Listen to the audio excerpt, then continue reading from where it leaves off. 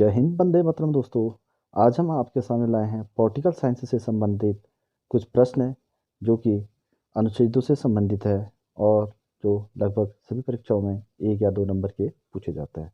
दोस्तों, वीडियो के आखिर तक बने रहें और आपको वीडियो अच्छी लगे प्लीज़ लाइक और सब्सक्राइब जरूर करना। बढ़ते हैं प्रश्न की तरफ।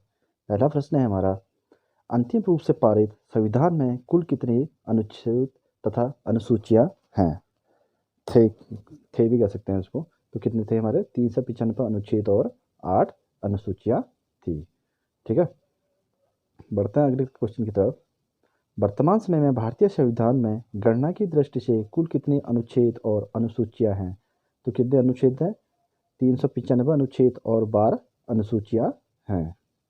क्वेश्चन नंबर थर्ड है, भारत वर्तमान में भारतीय संविधान में धाराएं की कुल संख्या कितनी है? तो कितनी धाराएं हमारी? 395 धाराएं हैं। सॉरी, कितनी है? 395 धाराएं हैं। क्वेश्चन नंबर 4 है, संविधान के किस अनुच्छेद में यह अंकित है कि इंडिया अर्थात भारत राज्यों का संघ होगा? तो कौन सा अनुच्छेद में है ये? अनुच्छेद नंबर 1 में है। क्या कि इंडिया और जो भारत है राज्यों का एक क्या होगा? एक संघ होगा। क्वेश्चन नंबर 5 है, संविधान के अनुच्छेद 1 में भारत को क्या कहा गया है? तो भारत को क्या कहा गया है? वही ऊपर वाला क्वेश्चन है, राज्यों का संघ। बस पूछने का तरीका अलग है। ठीक है, क्वेश्चन बढ़ता है क्वेश्चन नंबर 6 की तरफ। भारतीय संविधान के किन अनुच्छेदों में नागरिकता संबंधी प्रावधान है? तो क्या है? कौन सा अनुच्छेद में है? अनुच्छेद नंबर 5 से 11 में नागरिकता संबंधी प्रावधानों का उल्लेख किया गया है। ठीक है, क्वेश्चन नंबर 7 है, किरण यादव द्वारा भारतीय संविधान नागरिकों को मूल अधिकार निश्चितता प्रदान करता है? कौन सा अनुच्छेद करता है? अनुच्छेद 12 से लेकर 35 तक क्या है? मूल अधिकार हमारे इसमें उल्लेखित है। ठीक है, किसके द्वारा? किरण यादव द्वारा। ठीक है, क्वेश्चन नंबर 8, नौकरी तथा शैक्षणिक संस्थानों में समाज के कमजोर वर्ग के लिए आरक्षण को बंद कराने के लिए केंद्र सरकार को संविधान का कौन सा अनुच्छेद अधिकार प्रदान करता है? कौन सा अनुच्छेद करता है? अनुच्छेद 16 करता है। ठीक है, क्वेश्चन नंबर 9, भारत के संविधान का निम्नलिखित में से कौन सा अनुच्छेद अस्पृश्यता का उन्मूलन करता है तथा किसी भी रूप में इसके आचरण का निषेध करता है? तो कौन है? अनुच्छेद नंबर 17। ठीक है, क्वेश्चन नंबर 10 है, भारतीय संविधान का कौन सा अनुच्छेद राष्ट्रपति के पद के लिए पुनः निर्वाचन की योग्यता निर्धारित करता है? तो कौन सा अनुच्छेद है उसमें? अनुच्छेद नंबर 57। क्वेश्चन नंबर 11, भारतीय संविधान के किस अनुच्छेद के अंतर्गत भाषण एवं अभिव्यक्ति की स्वतंत्रता के अधिकार की गारंटी दी गई है? तो किस में दी गई है ये गारंटी की? उसमें अनुच्छेद नंबर 19 में दी गई है। ठीक है, नेक्स्ट क्वेश्चन, क्वेश्चन नंबर 12 है, भारतीय संविधान के किस अनुच्छेद में प्रेस की स्वतंत्रता दी गई है? तो प्रेस की स्वतंत्रता का उल्लेख किसमें है? अनुच्छेद नंबर 91 में है। ठीक है,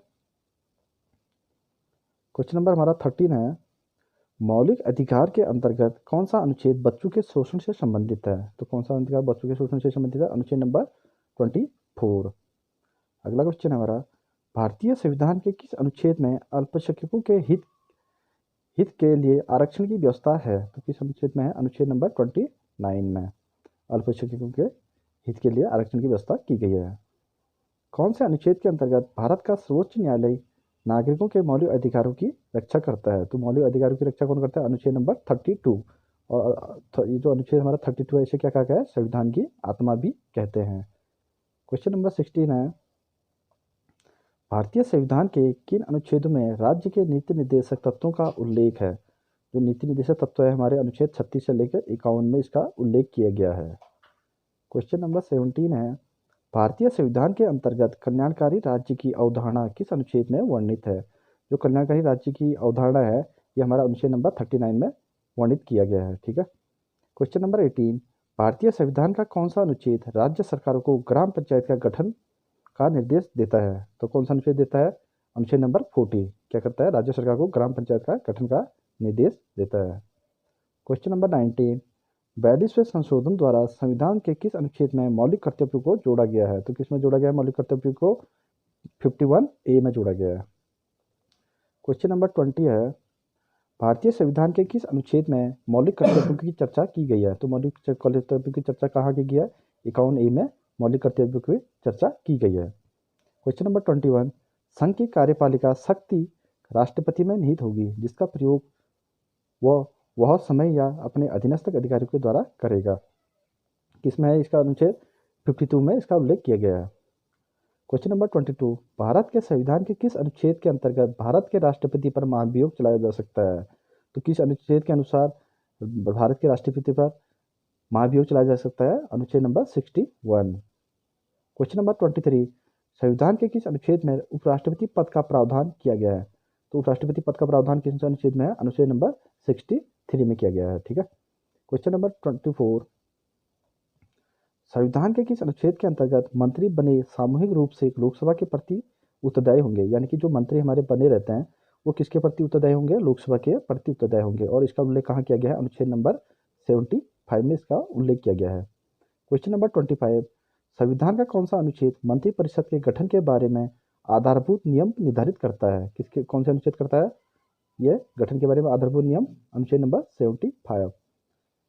भारत के महान्यायवादी की नियुक्ति से संबंधित अनुच्छेद कौन सा है? तो महान्यायवादी जो उसकी नियुक्ति होती है वो किस में, उसका उल्लेख कहाँ किया गया? 76 में किया गया है। क्वेश्चन नंबर 27, कौन सा अनुच्छेद संसद के 2 अधिवेशनों के बीच 6 माह के अंतराल की अनिवार्यता का उल्लेख करता है? जो हमारा संसद में अधिवेशन होते हैं उसमें कम से कम 6 माह का अंतर होना चाहिए, इससे ज़्यादा नहीं होना चाहिए। और तो इसका उल्लेख कहाँ किया गया? अनुच्छेद नंबर 85 में इसका उल्लेख किया गया है। क्वेश्चन नंबर 28, राष्ट्रपति संविधान के किस अनुच्छेद के अंतर्गत लोकसभा को भंग कर सकता है? तो कौन से अनुच्छेद के अंदर जो राष्ट्रपति है वो लोकसभा को भंग कर सकता है? अनुच्छेद नंबर 85 को। और हमारी जो राज्यसभा है वो कभी भंग नहीं होती है, लोकसभा भंग की जा सकती है। ठीक है।